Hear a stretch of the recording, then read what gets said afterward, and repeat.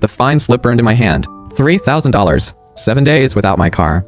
I stood in the middle of the traffic department lobby. My fingers shook, not from the cold, from the anger.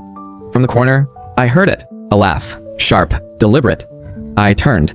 She was there, that pregnant woman, the one I'd picked up in the storm, the one I'd driven to the hospital for free. She leaned back in her chair, her belly pushing out the front of her coat. She was whispering to some middle-aged woman next to her. Then she looked at me. No gift. No chum. Just that smirk. That little lift of her chin. Like she'd won something. Like I was nothing. The woman next to her followed her gaze. The pregnant woman said something low. The other woman's face twisted. She looked at me like I was a thief. Him, she said. Yep. The pregnant woman's voice carried. Tried to make a quick buck off a pregnant lady in a snowstorm. Got caught. My blood went hot. So hot I could feel it in my ears. I didn't charge you. I shouted it. The whole lobby turned. She didn't flinch. Just pushed her belly out further. Let her bottom lip tremble. See. Her voice went shaky. See how he talks to me? A pregnant woman. And he's yelling. Head swiveled. Eyes landed on me. Hard. Judging. An old man shook his head. Young people these days. No motives. I opened my mouth. Nothing came out. What could I say? Who would believe me? Officer Davis came out of his office. Tablet in hand. He looked tired. Here. He handed it to me. Watch. I hit play. There I was. My car interior. Her voice. Driver, are you charging me? My voice. No charge. Just giving you a ride. Then it cut. The video ended right there. Below it, snowstorm. Private car running illegal taxi. Targeting pregnant women. Spread the word. I stared at the screen. My fingernails dug into my palm. She cut everything else. Me saying you shouldn't be alone in this weather. Me saying call your family when you get there. All of it. Gone. Officer, she edited this. She cut the whole thing. He held up a hand. I know. Then he pointed at the fine slip. You carried a passenger. That's a fact. She filed a complaint. I have to process it. His face softened. I get it. I do. But the rules are the rules. My chest caved in. That was it. $3,000. My car gone. 7 days. All because I helped someone. He patted my shoulder. Take it as a loss. Move on. I paid the fine. Signed the papers. Walked out like a ghost. She was at the door. Moving slow. Deliberate. She saw me coming and smiled. Next time, she said, keep your eyes open. Not everyone's a mark. I stopped. Turned. She was rubbing her belly. Happy. Content. I wanted to ask her, what did I take from you? What did I get? But I saw them. 2 people behind her. Her family. A woman glaring at me. A man with a gold chain holding up his phone. Recording. Waiting. I walked away. Snow hit my face. I felt like a dog that got kicked out of its own house. Her husband's voice followed me. Smart move. Then her laugh. I didn't look back. Outside, I stood on the steps for a long time. The snow got heavier. My car was gone. I had to take a cab home. 20 minutes in the cold before one stopped. The driver glanced at me. Rough day. I shook my head. Didn't speak. What could I say? That I did something good and got punished for it? Sounded like a punchline. Snow slapped the window. Melted into streaks. I closed my eyes. Her face floated up. The way she looked in my car. Clutching her belly. Saying she felt sick. Saying no taxi would stop. Begging me to help. I let her in because she sounded so scared. I dropped her at the hospital. She said thank you. Smiled like an angel. Then she destroyed me. The cab dropped me at my building. I paid. Walked through snow up to my ankles. At the front door, I stopped. How do I tell my husband? $3,000. Gone. And my car. We fought last week over a water heater. $200. He said we couldn't afford it. Now I'd lost 15 times that. I stood in the cold for 5 minutes. Shivered the whole time. Then I went up. The elevator mirror showed me a ghost. Pale face. Purple lips. Dark circles. I looked like I just got out of jail. The door opened before I could knock. Mark stood there. His face was worse than mine. Inside. He turned and walked away. I followed. Closed the door. The heat hit me, but I still felt cold. He sat on the couch. Stared at me. Talk. My throat closed up. What happened? $3,000? They took your car? His voice was calm. Too calm. That was the scary part. I told him everything. The pregnant woman. The ride. The video. The fine. When I finished, he stood up so fast I flinched.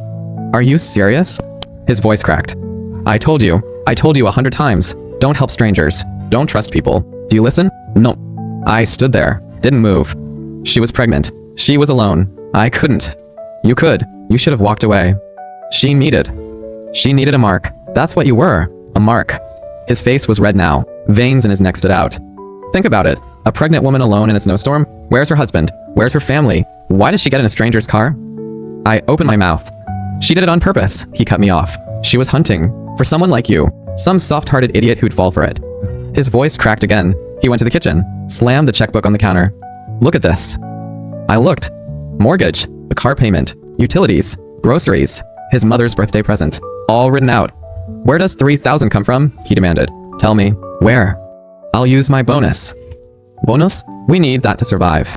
He covered his face. His shoulders shook. It's not the money, he said into his hands. It's that you don't see it. You don't see how stupid this was. Mark. Go. He pointed at the door. Just go.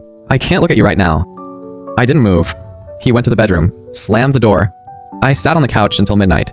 The next morning he was gone. Breakfast was on the table, a note next to it. Feed yourself. The handwriting was heavy, angry, like he pushed the pen through the paper. I ate alone. Then my phone buzzed. A link in the neighborhood group chat. A post. Her post. Snowstorm. Pregnant woman fights back against illegal driver. The edited video. A long rant. She said I took a detour. Said I tried to overcharge her. Said she caught me and I pretended to be kind. Said she reported me to protect others. The comments were a firestorm. So brave. These people are monsters. Thank you for reporting him. Then I saw it. A neighbor's comment. I recognized that gray SUV. Lives in our building. Which unit? I threw my phone on the couch. My hands shook. My heart hammered. I couldn't leave my apartment. Everyone would stare. Everyone would judge. And she was the hero. The 7 days without my car were the worst 7 days of my life. 5:30 every morning. Alarm goes off. Pitch black outside. Mark didn't say a word. Just rolled over. I walked to the bus stop. 8 people huddled there. All of us freezing. 15 degrees below zero. Wind cut through my coat like a knife. The bus took 40 minutes. When it came, I was jammed in. Couldn't move. At work, I could feel the stares. Hey. Lee came up to me, his voice low. Heard what happened. From who? Neighborhood group. Screenshots everywhere. My stomach dropped. What are they saying? Not good. He showed me his phone. I grabbed it. Tried to take advantage of a pregnant woman. Tried what? Probably touched her. He said it with that look that said she got what she deserved. The world went black for a second. I wanted to scream. I wanted to punch something. I wanted to ask, what did I try to take? What did I do? I didn't say any of it. Just handed the phone back. Lee patted my shoulder. I don't believe them. He walked away. I don't believe them, like that was a gift. Like he was special for not joining the mob. I didn't work all day. Just stared at my screen. $3,000. My car. My reputation. My husband's trust. Gone. And I'd done nothing. Nothing but help. The night after I got my car back, I saw her again. I'd just left the traffic department. Cleaned my car myself. Rubbed the dirt off with a rag and a water bottle. Took me an hour. I was driving back home. The snow had started again. Then I saw her. Standing at the hospital entrance. Waving at cars. Panic on her face. The pregnant woman. The same one. I slowed down. She saw my car. Ran toward it. Stop. Please stop. I rolled down the window. She bent over. Hand on her belly. Panting. Sir, please. My water broke. I need a ride. Please. She looked up. Saw my face. Time stopped. Her eyes went wide. Mouth opened. Something flickered there. Hope? Panic? I couldn't tell. You. She grabbed my door. Please. I'm sorry. I know what I did. I'm sorry. Please, I'm in labor. I stared at her. She looked terrible. Thin. Dark circles. Lips cracked. Her coat was soaked. I can't, I said. Her face fell. What?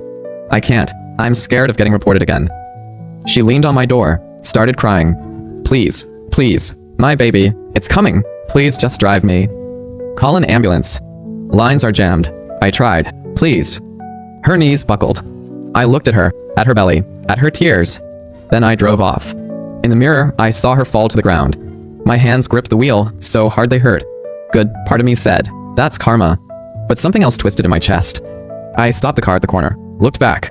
She was still on the ground. People gathered around. Nobody helped. I put the car in reverse. I pulled up next to her again. She saw me, crawled to my window. You came back. You came back. I'm not here to help. She stopped. I just want you to see, I said. This is what happens. This is what you caused. Her face crumpled. I know. I'm sorry. I'll do anything. Anything? Yes, anything. I looked at her. Then I got out of the car. And the real conversation began. Chapter 2. I got out of the car. The snow bit my cheeks. She was still on her knees, her coat soaked through. Anything, I said. She nodded fast. Yes, anything. Just help me. Then listen. I crossed my arms, looked down at her. Your husband, where is he? She pointed at the hospital entrance. He went inside, to get a wheelchair. Good, call him. She fumbled for her phone, dropped it twice. Then her husband ran out, empty-handed. Emily, he saw her on the ground, Then he saw me. His face went red. What are you doing to her? Nothing, I said. She called me back. He helped her up, glared at me. The only car that stopped, she whispered. He's the one from before. His face changed, from anger to recognition, then to something uglier. You. Yes, me. He stepped forward, fingers pointed at my chest. You're the reason my wife is out here. You refused to drive her. I didn't move. You refused first, I said, when you filmed me, when you called me a criminal. He opened his mouth, closed it. Listen, I said, I'll drive her, but I have conditions. He looked at his wife. She was bent over, groaning. Conditions? You want conditions now? Yes. Fine. What? An apology, written, recorded on video. His jaw tightened. And you admit everything. The edited video, the false report, the lies. You want a public apology? I want the truth. He stared at me, his fists clenched. Or you can watch her suffer, I added. Your choice. She grabbed his arm. David, please, just do it. I can't. Shut up. He shook her off. She stumbled. I stepped between them. Don't touch her. You don't tell me. I just did. He looked at me, really looked, like he was seeing me for the first time. Who do you think you are? Someone who helped her wife for free, and got fined for it. He opened his mouth. Then a voice cut through. Everything okay here? Officer Davis. He walked toward us, his uniform bright against the snow. Same people again? I nodded. He looked at the couple, at the pregnant woman shaking. She needs a hospital, he said. She does, I agreed. Then why isn't she in one? Because they won't meet my conditions. Officer Davis raised an eyebrow. Conditions? I explained. The written apology, the video, the repayment. He listened, then turned to David. Seems fair to me. David's face went white. You're taking his side? I'm taking the truth side. Davis pulled out a notebook. You want to resolve this? Write the apology. Right here. Right now. She's having a baby. And she's having it in a hospital. Davis pointed at the building. That's 60 feet away. This is the only driver who stopped. David looked at his wife. She was on her knees again, crying. Okay, he said. Okay. He took the notebook. He knelt on the snow. His hands shook as he wrote. Put everything, I said. The editing, the lies, the accusation. He wrote. His face got redder. Don't you think this is enough? He muttered. No. Davis took out his phone, started recording. Read it out loud, the officer said. David stared at the camera, swallowed hard. My name is David. My wife Emily falsely accused this driver. She edited the video. She lied. He paused. We caused him harm. We apologize, and we'll repay his losses. Good enough, Davis said. I took the notebook. Read it. Handed it back. Now sign it. David signed. Okay, I said. Get her in the car. I drove them to the emergency entrance. 2 minutes. The whole time, Emily moaned in the back. David held her hand. Didn't look at me. I parked. Nurses ran out with a wheelchair. David lifted his wife. Gave me one last look. You'll get your money, he said. That's all you care about. No, I said. That's all you understand. He turned, disappeared through the doors. I sat in the car, let out a long breath. Davis knocked on my window. Good work, he said. Thanks. That apology will hold up, and I'll process the fine reversal tomorrow. I nodded. You did the right thing, he added. I know. I drove home. Mark was waiting. He didn't say anything when I walked in, just looked at my face. Did you do it? Did what? Help them. Yes. He didn't move, just stood there. On one condition. What condition? I told him, the apology, the video, the repayment. He stared at me, then his face broke into a small smile. You made them write it down? On camera. He shook his head, laughing. You're not the same person who left this morning. I learned. He walked over, put his hand on my shoulder. Good, that's good. I leaned into him. I'm tired, I said. Sleep. Tomorrow we deal with the rest. The next day I got a call. It was Officer Davis. The fine is canceled, the records are cleared, and the repayment should hit your account in a few days. Thank you. Also, I sent you the video, the apology, just in case they change their minds. Smart. Learned from you. I hung up, felt lighter. Then I opened my phone. The neighborhood group was blowing up. Someone had posted the apology video. Not me, not Davis. Someone from the hospital crowd. The comments flipped. Wow, so she was lying. He helped her anyway? That's incredible. I feel bad for doubting him. They still thought I was a man, but the comments were on my side. I scrolled. People who called me a monster a week ago now called me a saint. I didn't reply. 3 days later, the money came. 3,000 plus 500 extra for the inconvenience. I told Mark. Extra? He added it. Maybe guilt. Or maybe fear. Same thing. We went out to dinner. First time in weeks. The snow was melting. Streets were clear. People walked without shivering. Feels good, Mark said. What? Seeing you smile again. I reached across the table, took his hand. I'm sorry for all of it. Don't be. You were right to help. I was stupid. You were kind. There's a difference. He squeezed my hand. And now they know what you did. The world knows. I looked down at the table. That part feels strange. Good strange. Different strange. He let go, picked up his menu. Different is fine, as long as you're not ashamed. I'm not. Then we're good. That weekend, I saw the couple again. Shopping center. Emily was pushing a stroller. David walked beside her. They saw me, stopped. Emily looked at the ground. David stepped forward. Hey. I stopped. Listen, he said. We got the video taken down. The neighborhood group, they all saw the apology. We can't go anywhere without people staring. That's not my problem. I know. I'm not asking for pity. He paused. I'm asking. He looked at his wife. I'm asking you to delete that video. No. Please. My wife can't leave the house. Our baby. Your wife made her choices. He opened his mouth, then closed it. Okay, he said. I get it. He turned, walked away. Emily glanced back, eyes red. She said something to him. He shook his head. They left. I watched them go. Error 500, server error. 1500, that's an error. There was an error. Please try again later, that's all we know. Everything okay? Fine. Did they ask for something? They asked me to delete the video. Are you going to? No. Good. We walked to the car. It's not about revenge, I said. I know. It's about keeping the truth out there. Then keep it. 2 weeks passed. The story faded. People at work stopped whispering. Neighbors waved again. I got my routine back. One night, Mark asked me, would you do it again? The ride? I thought about it. If someone looked like they needed help. Anyone. I looked out the window, thought about the snow, the panic, the lies. Yes, I said. Even after everything? Even after. He nodded. You're impossible. I'm just me. That's why I love you. He kissed my forehead. Just be smarter next time. I will. But smarter doesn't mean colder. The next week, I saw an old man struggling with groceries. He pulled over, helped him carry them to his door. He thanked me. I smiled, walked back to my car. Mark was watching from the window. When I came inside, he didn't yell. Did you help someone again? Yes. Did he pay you? No. Did you get his name? No. He shook his head, but he smiled. You're hopeless. Probably. He pulled me into a hug. Just don't get fined again. Deal. 3 weeks later, a letter came. Not from the couple, from a lawyer. I opened it. Read it. They were suing me for defamation, for sharing the apology video. Mark read it over my shoulder. Can they do that? They can try. We called Officer Davis. He laughed.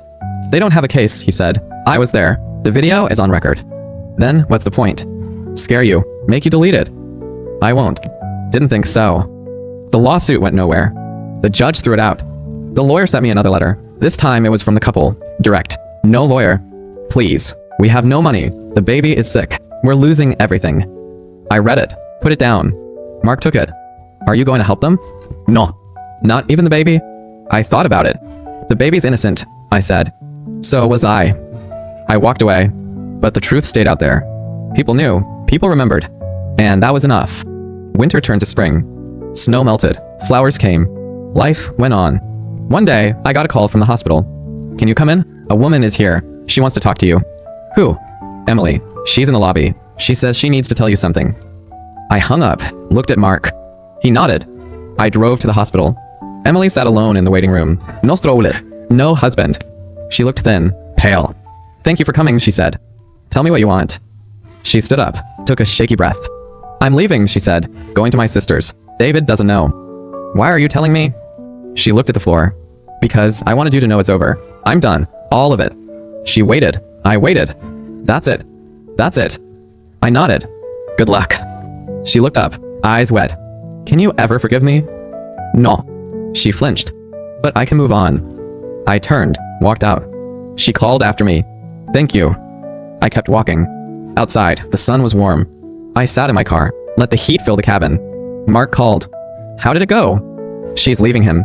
For real. Seems like it. He was quiet. Are you satisfied? Satisfied isn't the word. What is? I thought about it. Relieved. Relieved of what? Of having to carry it. He was quiet again. That's good, he said. That's really good. I started the engine. I'm coming home. Drive safe. I will. But safe doesn't mean unchanged. I still help people. I still stop for strangers. But I ask questions now. I record conversations. I take pictures of plates. I protect myself. Because kindness without protection is just foolishness. And I'm done being foolish. One night, Mark found me looking at old photos. The snowstorm, the car, the fine slip. He sat next to me, still thinking about it. Sometimes. It changed you. Yes. For the better? I looked at him. Hard to say. Try. I thought about it. I'm tougher now, but I'm still me. He nodded. That's enough. He put his arm around me, and for the first time in months, I felt the cold leave my bones. Spring turned to summer. The story was old news, but I kept the video, the apology, the receipts. Not for revenge, for memory. So I would never forget what happened when I trusted too fast. One afternoon, a woman stopped me at the grocery store. "Excuse me," she said. "Aren't you the one who helped that pregnant woman?" I froze. "Yes." She smiled. "I just wanted to say I'm sorry. I believed her at first. I posted that comment, the one about your car." I remembered her username. "It's okay," I said. "No, it's not. I should have known better." She reached into her purse, handed me an envelope. "What's this?" $200. I know it's not much, but I felt so guilty. "Please accept it." I looked at the envelope. "I don't want your money. You don't have to want it, but I need to give it."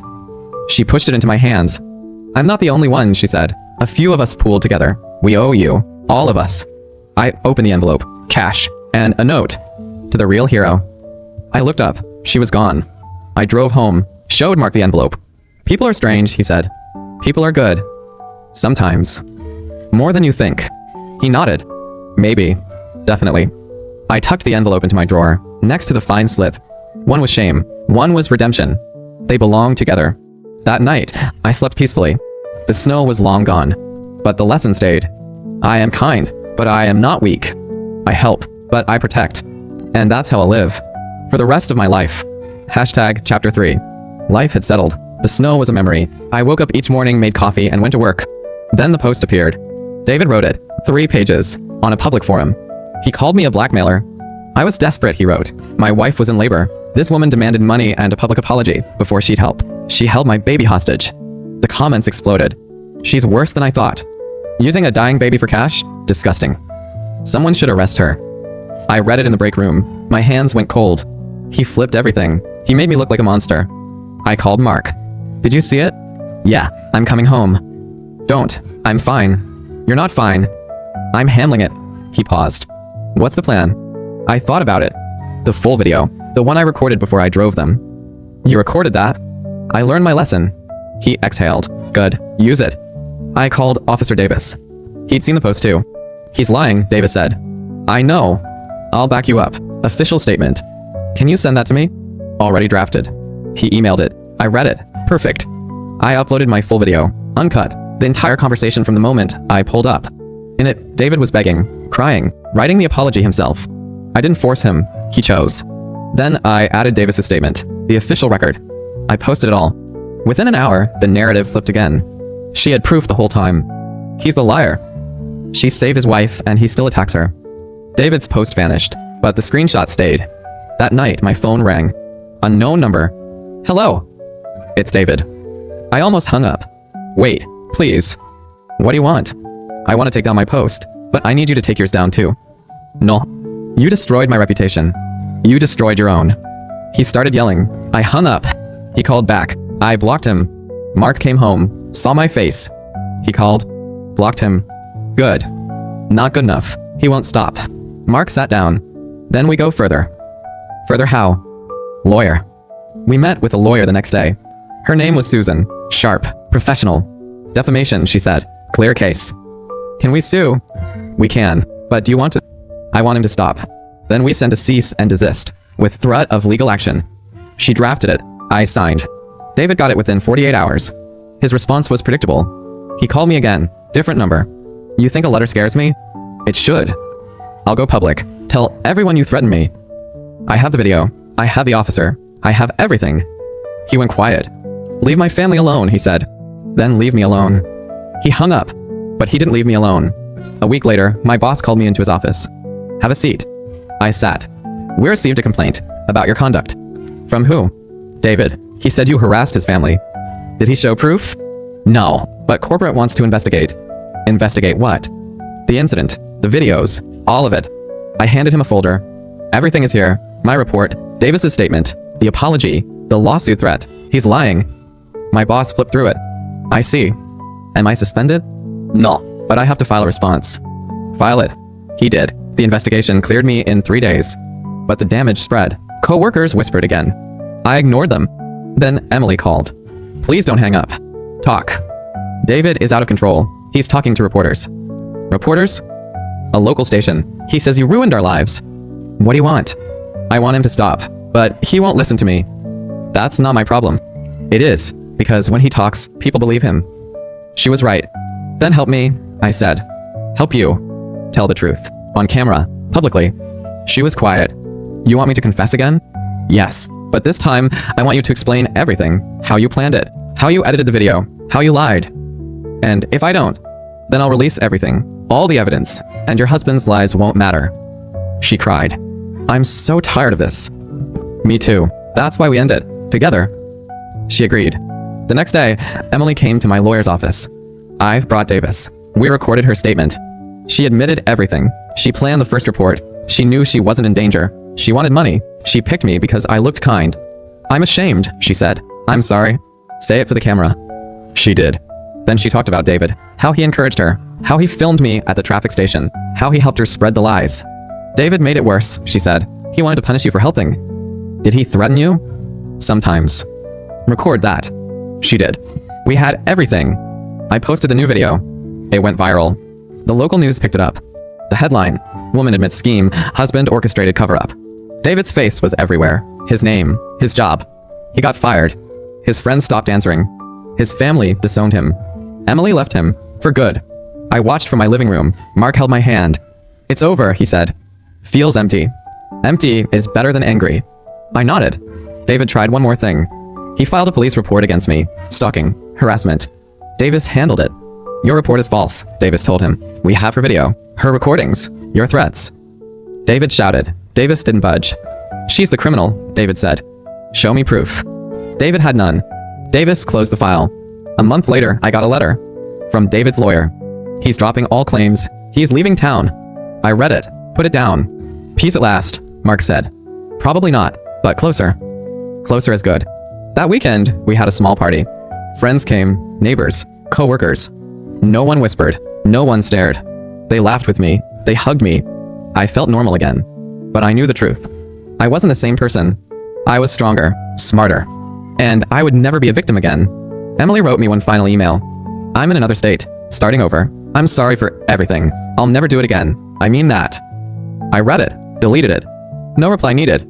She knew what she did, and she had to live with it. Mark asked me later, are you glad you helped her? Even after all this? I thought about it. Yes. Why? Because if I hadn't, I would have become like them. Bitter, cold, afraid. You're not any of those. I wasn't, but I could have been. He hugged me. Then I'm glad you helped her too. The snow never came again that year. But winter always returns. And next time I'll be ready. Not with a shield, with awareness.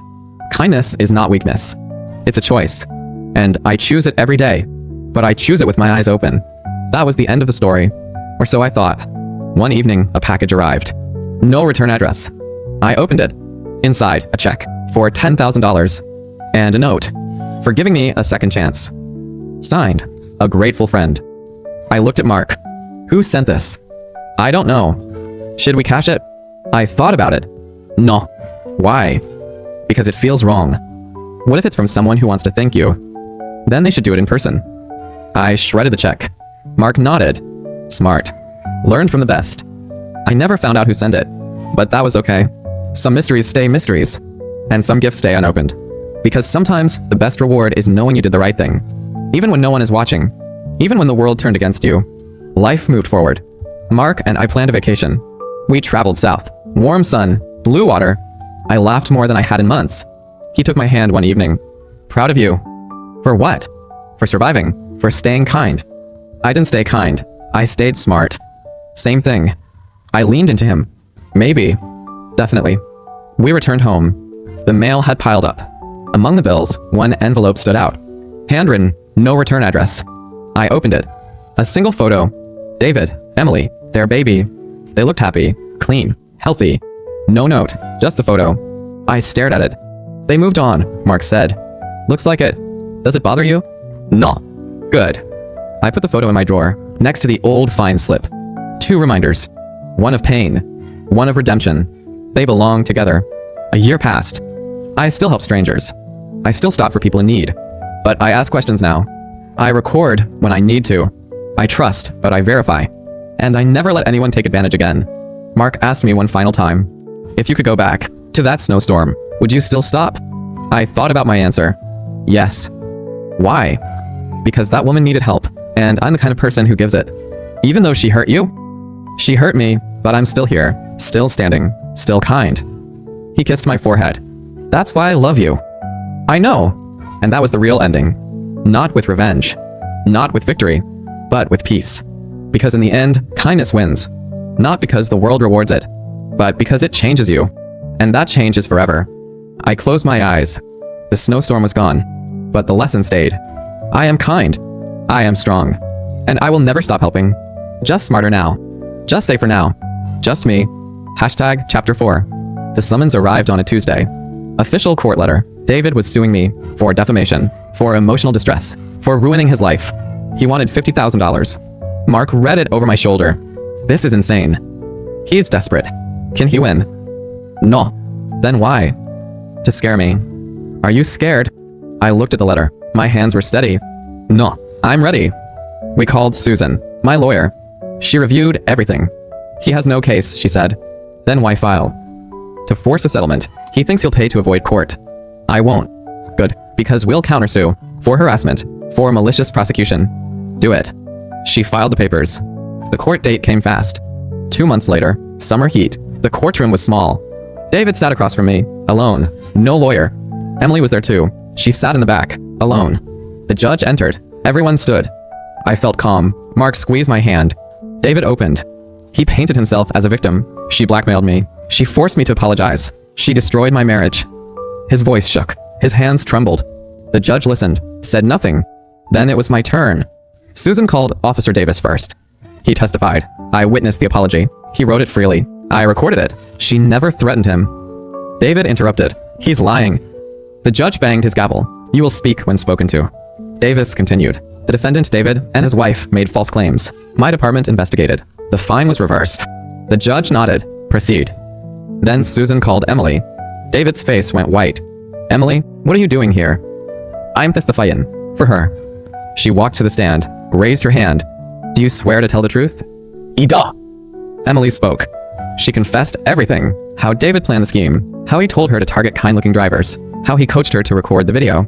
He wanted a settlement, she said. He planned to sue the first person who helped. But I got scared. I reported for a legal taxi instead. He was furious. Furious about what? Susan asked. Because he wanted a bigger payout. A lawsuit, not a fine. The courtroom stirred. I felt a chill. David shouted. She's lying. The judge glared. One more outburst, and you're held in contempt. Emily continued. He made me lie on the forum. He wrote that post. Not me. He forced me to call the news. He wanted to destroy her. Did he threaten you? Yes. He said he'd take our baby if I didn't obey. She cried. I am sorry. I was weak. I let him control me. The judge wrote something down. David had no rebuttal. His own wife destroyed his case. The judge looked at him. Mr. David, you filed a frivolous lawsuit. You committed perjury. You engaged in harassment. The evidence against you is overwhelming. I'm dismissing your case. David slumped. And I'm ordering you to pay the defendant's legal fees. $5,000. He looked at me, hatred in his eyes. You'll regret this, he whispered. The judge heard him. Bailiff, take this man into custody. Contempt of court. David was led away. Emily stayed in her seat. The courtroom emptied. People filed out. I walked over to Emily. Why did you do it? Because it was true, and because I owe you. You don't owe me. Yes, Idol. She stood up. I'm leaving for good. Different state. New name. He won't find me. Take care of your baby. I will. She walked out. That night, Mark and I celebrated. Small dinner, just us. You did it, he said. We did it. I'm proud of you. I'm proud of us. We clinked glasses. A week later, the court ruled on our countersuit. David was ordered to pay damages, additional $10,000. He had no money. His accounts were frozen. Emily had already taken the baby and left. He was alone, broke, with a criminal record. I got a letter from the court. Your legal fees are reimbursed. I put it in the drawer, next to the fine slip, next to Emily's photo. 3 reminders. Shame, redemption, justice. Months passed. I started speaking at community events. About kindness, about boundaries, about protecting yourself. People listened. People thanked me. One woman came up after a talk. I was like, Emily, she said. I almost did something terrible, but your story stopped me. I hugged her. You made the right choice. Thanks to you. Mark and I bought a house. Bigger, brighter, with a garden. The snow never bothered me again. I still stopped for strangers, but I kept my phone recording, just in case. One winter evening, I saw a woman on the roadside. Pregnant, alone, shivering. I stopped. She looked at me, scared. Need a ride? I have no money. I don't want money. She hesitated. My husband left me. I'm trying to get to the shelter. Get in. She got in. I drove her, talked to her, asked her name. She told me her story. Abuse, fear, running.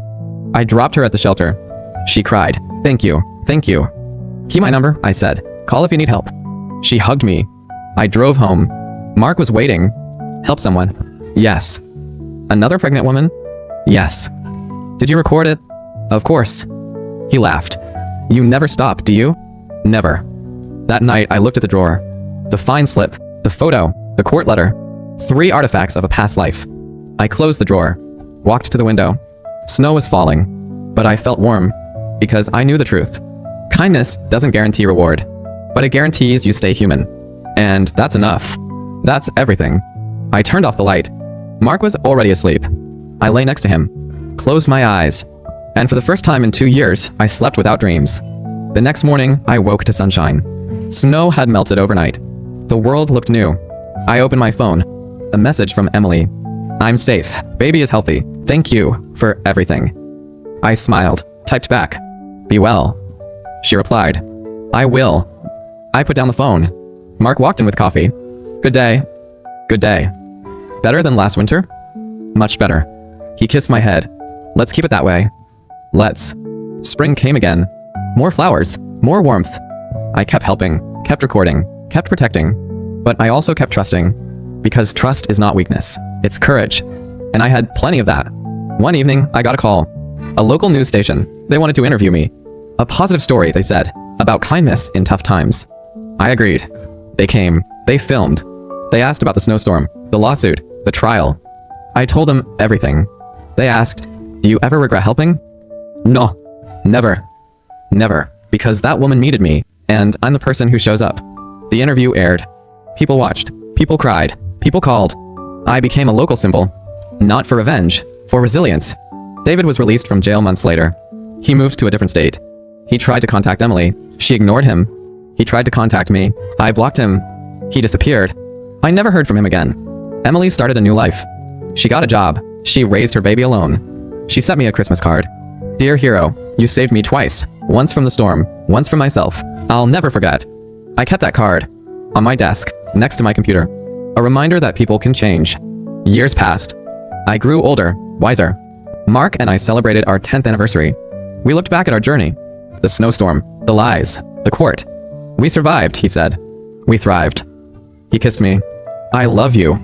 Love you too. I still drive. I still stop. I still help. But now I know, kindness is not a transaction. It's a reflection of who you are and who you want to be. One final snowstorm hit that winter.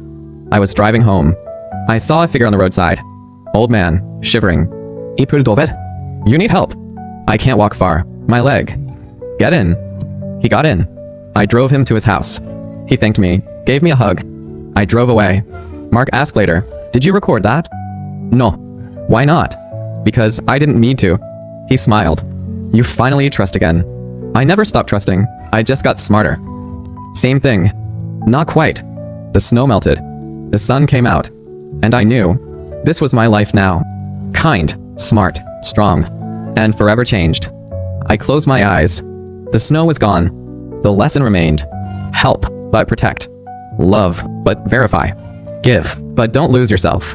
And that was the final chapter. Not a fairy tale. Not a revenge story. A real story of a woman who fell and got back up and kept walking. The end.